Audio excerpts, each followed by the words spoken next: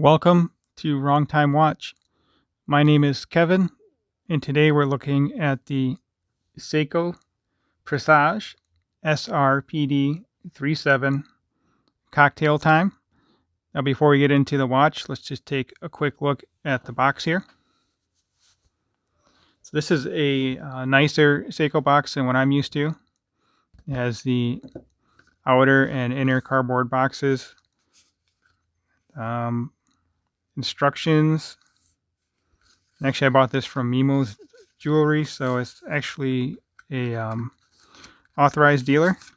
So the warranty card is actually signed. Usually I buy them from eBay or buy them secondhand or whatever, but I actually bought this one new.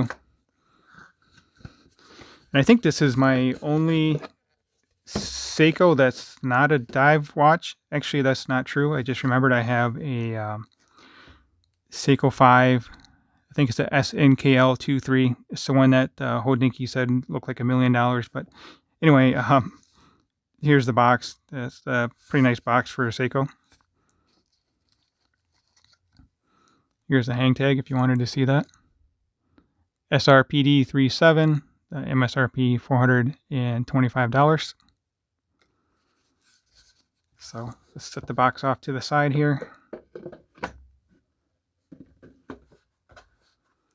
And we can focus on the watch.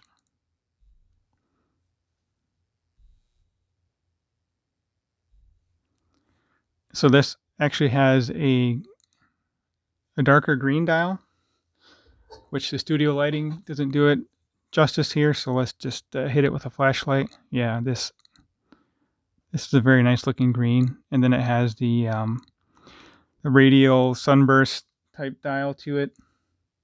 See, they called it a radiant textured green dial. So it's a very nice looking watch. I do like it. I'm just not much of a dress watch type guy. So anyway, let's get into the watch. The lug to lug on this is 47 millimeter. The case diameter is 40.5 millimeter. Thickness on this, it is a little thick for a dress watch, but it has this domed hardlex crystal. Anyway, the thickness is 12.1 millimeter. Lug width on this is 20. I'm trying to think. I think 22. 22 might have looked a little better, but this 20 is not bad for a 40.5 millimeter watch. And then the crown on this is actually 7 millimeter. It is a good size crown for a dress watch. You would expect a crown this size on a dive watch, like my trusty SKX, for example. This SKX did originally have a hardlex crystal on it as well, but I scratched that many years ago. So anyway, here's a comparison side by side. SKX to the Cocktail Time.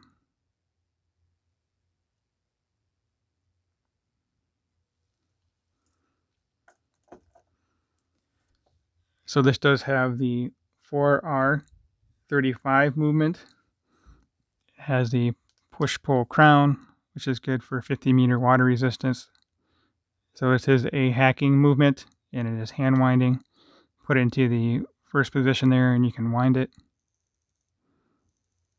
I don't think you can hear that, but I can feel it winding. There is no loom to speak of on this watch, but if you get the right light on it, you may be able to read the hands and indices, as these are highly polished. Not quite like a Grand Seiko, but it has a nice polish to it. I don't have a macro lens, so I don't think we'd be able to see much detail on here.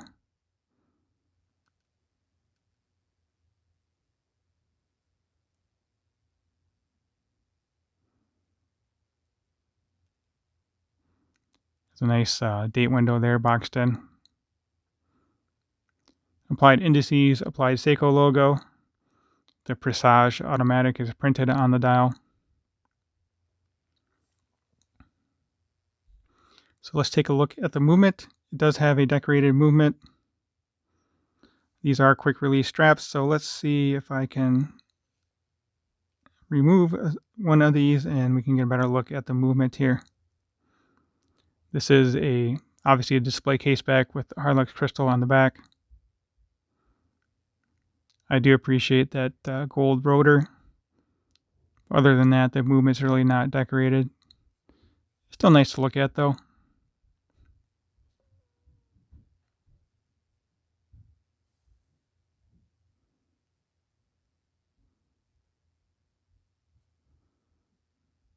So let's see if I can quickly put the strap back on. It's my first time actually removing this strap. I've not worn this watch much.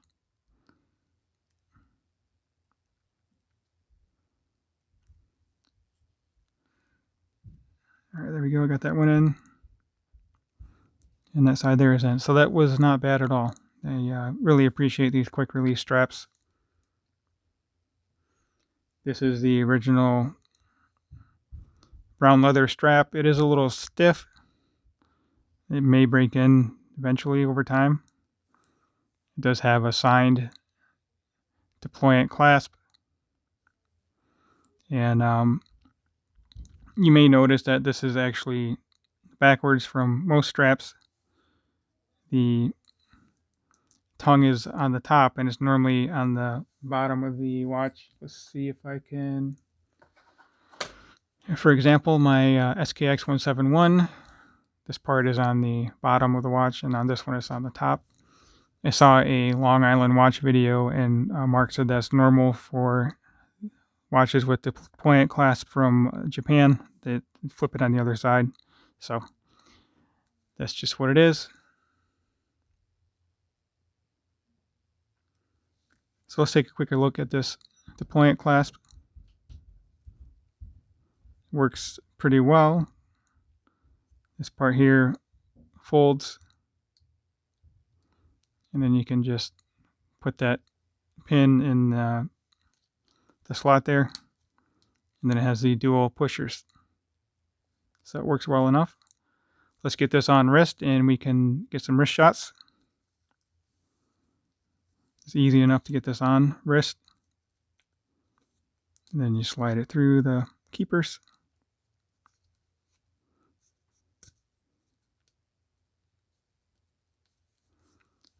So there's still, I might be able to tighten it one more, but I still have 3 more to go. Like I said, I probably should tighten it one more. So anyway, I have a 6.5-inch wrist with a, sorry, this part of it kind of annoys me. I don't like this tongue sticking out. So again, I have a 6.5-inch wrist with a 52mm wristband. And again, the lug-to-lug on this is 47.5. So it doesn't look too, well, it might be a little bit too big. I'd say it doesn't look too out of place, but without having a dive bezel on here, that dial just looks quite large. At least this is a dark color. If it was white, it would look even larger.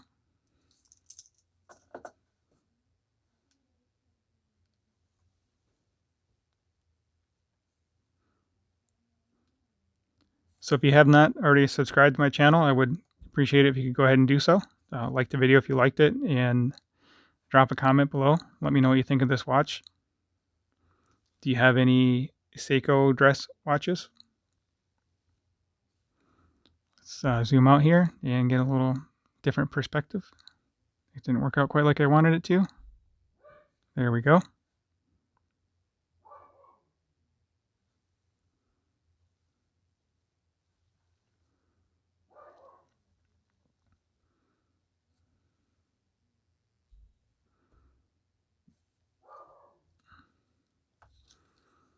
Get it off wrist here, and it is actually quite light. Like I said, I'm used to dive watches. So overall, I think this is a good looking watch. I would be a little concerned with messing up the crystal on this, since it's sticking out there and quite exposed. And that crown is signed as well, with the big Seiko S on there. That's it's quite a large crown for a dress watch. So anyway, as always, Thank you for watching, and I'll catch you on the next video.